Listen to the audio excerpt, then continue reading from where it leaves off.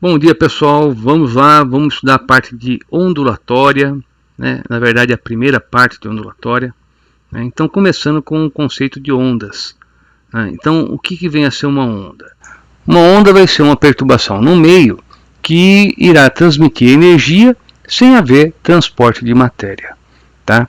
E aí nós vamos ter uma primeira classificação, que é quanto à natureza da onda. Então você pode ter uma onda mecânica, cuja perturbação é do próprio meio, e essa perturbação serve para transmitir a energia. E onda eletromagnética, que é uma perturbação de uma propriedade do meio, no caso campo elétrico e campo magnético, e essa perturbação também se propaga. Tanto uma como a outra serve para você estar transmitindo energia.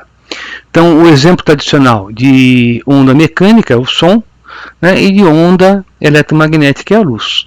Mas não são as únicas. Então, por exemplo, a onda mecânica, você pode ter onda em corda, onda na superfície livre de um líquido, e onda eletromagnética, você tem a luz, que é numa certa faixa de frequência, mas você pode ter raio-x, micro-ondas, raio gama. O que está alterando aí é a frequência. Continua sendo perturbação do campo elétrico e do campo magnético que se propaga no espaço. Tá? Uma outra classificação possível é quanto à direção da perturbação e a direção de propagação. Então, um primeiro tipo é chamado de onda longitudinal, quando a direção de propagação e de perturbação é a mesma. Então, aí você vai ter, por exemplo, onda numa mola. Então, você perturba aqui você comprime a mola e solta. E aí essa perturbação se propaga pela mola. Ou então, vamos imaginar aqui que você tem um alto-falante, aqui você tem aquele cone de papelão do alto-falante, e você tem aqui uma bobina. Ao passar corrente aqui, essa bobina ela funciona como se fosse um ímã, e aqui você tem um ímã natural colocado. Então esses dois ímãs vão interagir e essa bobina vai para frente e vai para trás, levando o cone junto. Então esse cone de papelão ele vai provocar regiões de ar comprimido e de ar rarefeito que vão se propagar pelo espaço. Isso é o som. Então, como você vê, a perturbação e a propagação tem a mesma direção. Então o som vai ser considerado uma onda longitudinal. Tá?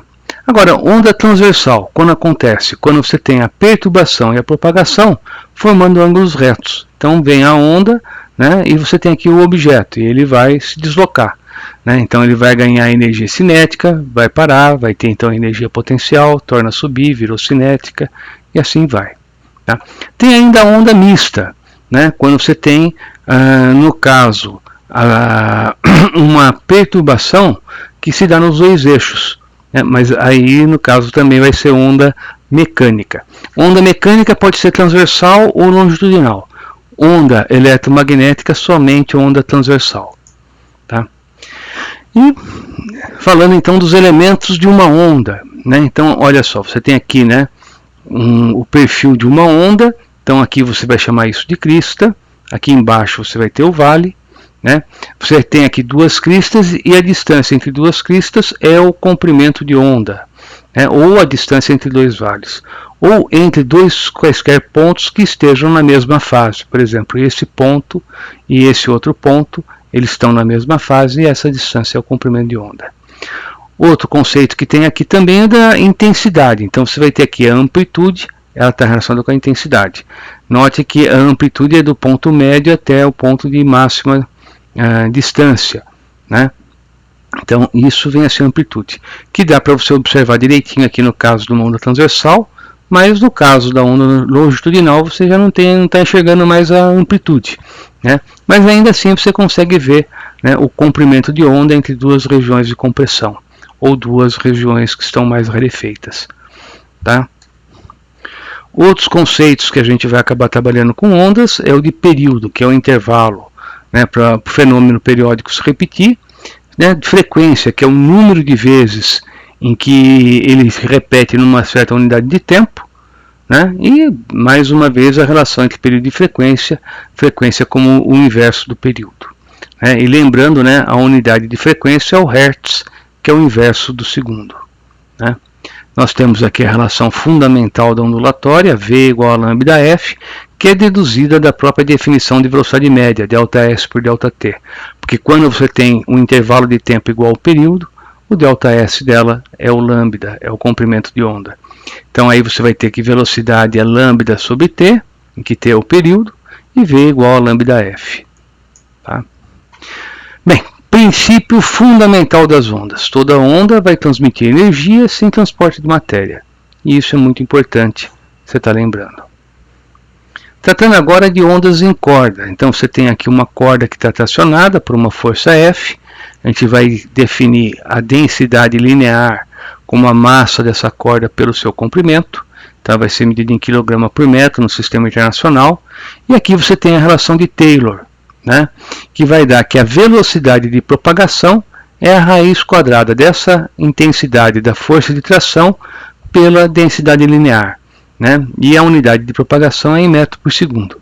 Inclusive é interessante você ver que se você pegar o Newton e dividir por quilograma por metro e tirar a raiz quadrada, isso vai dar metro por segundo. Quer dizer, as equações da física elas funcionam não só para os valores numéricos, mas também tem que servir para as unidades.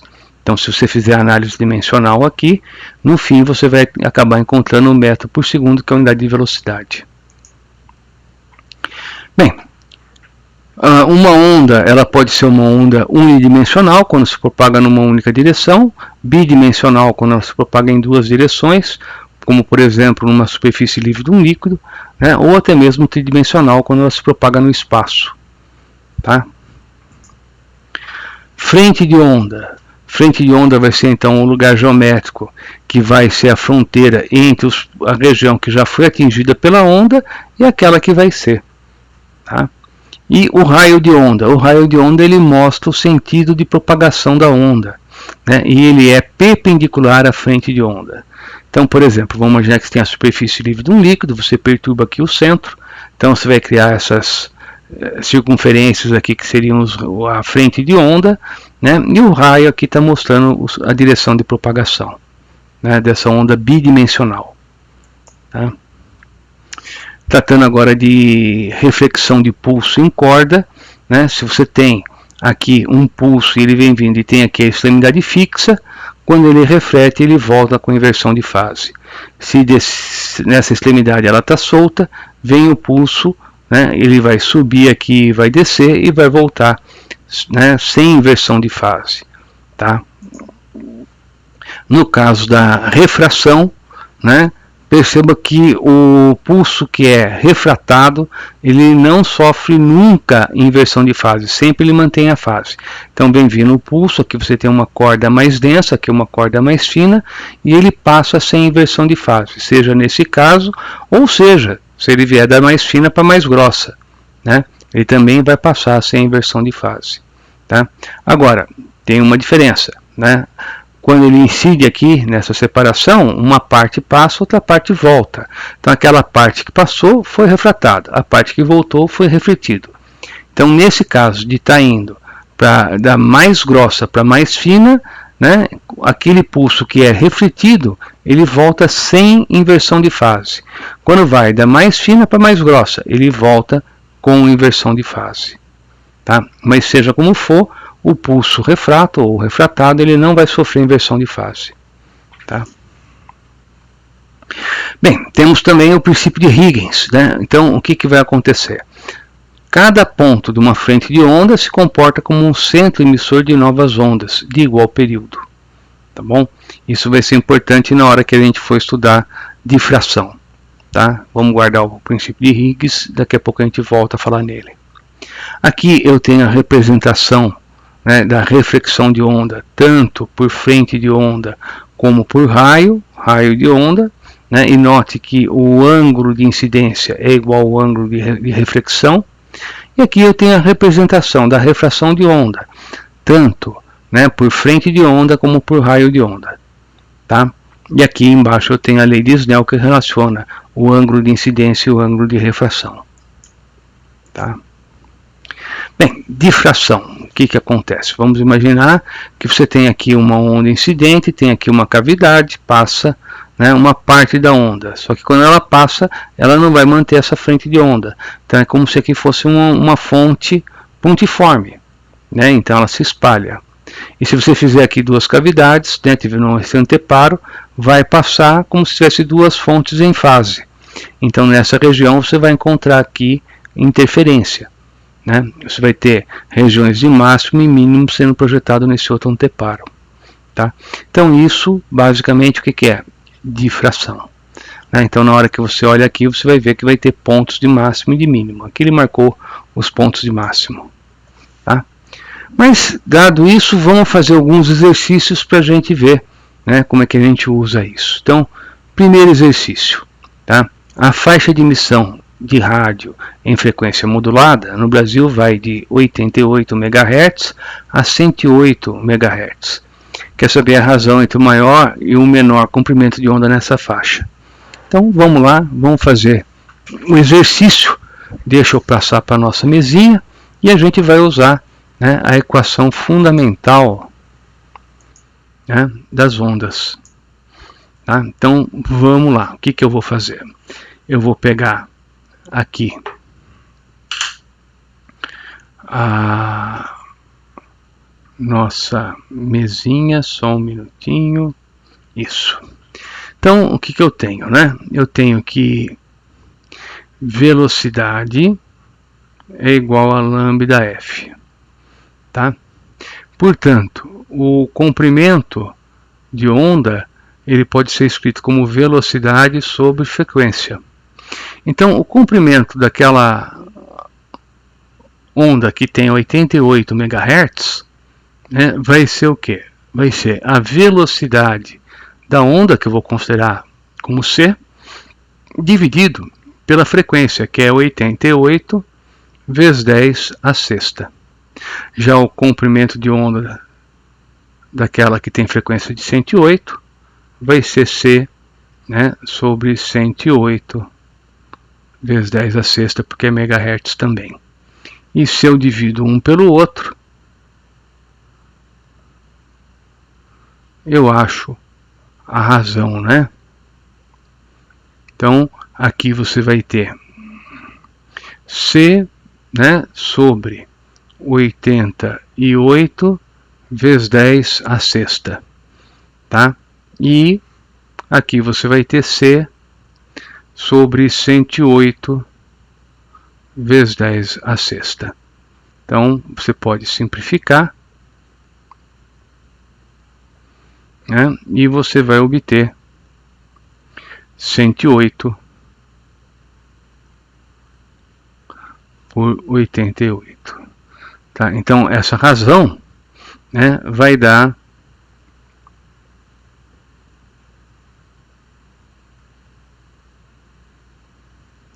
1,2.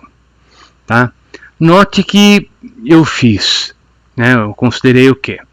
Porque ele pede o maior sobre o menor. Então, quem é que vai ter o maior comprimento? É quem tem a menor frequência. Tá? Por isso que eu peguei o de 88, né, e dividi pelo 108. Tá? Por quê? Porque esse aqui vai ser maior do que esse outro. Né?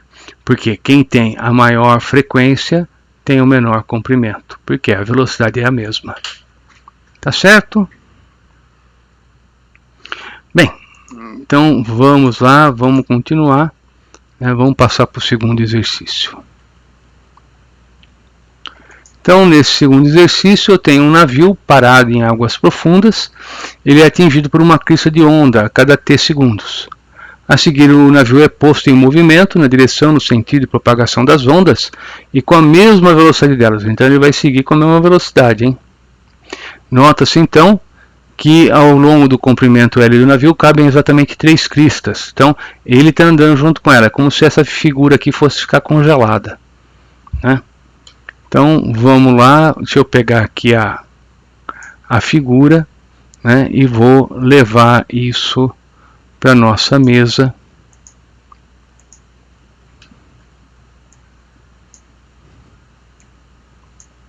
Deixa eu colocar aqui, passar para cá, né? Então, repare o seguinte, né? Nós temos aí o desenho, e o que acontece é o seguinte: você tem entre esse ponto e esse, você tem aqui um comprimento de onda, entre esse e esse outro, você tem outro comprimento de onda, né? Então, você tem que L é igual a 2 vezes o comprimento, né? Então, o comprimento de onda vai ser igual a L sobre 2. Então, a velocidade, que é V, né, vezes a frequência, né, vai ficar o quê? Vai ficar velocidade igual a L, né, sobre 2t, porque a frequência é 1 sobre t. Tá bom? No lugar do lambda eu coloquei L sobre 2, e no lugar da frequência eu coloquei 1 sobre o período. Tá? Então, feito isso, né, é só escolher a resposta lá do exercício, que é resposta L sobre 2t, resposta B. Tá? Então, tá feito aí.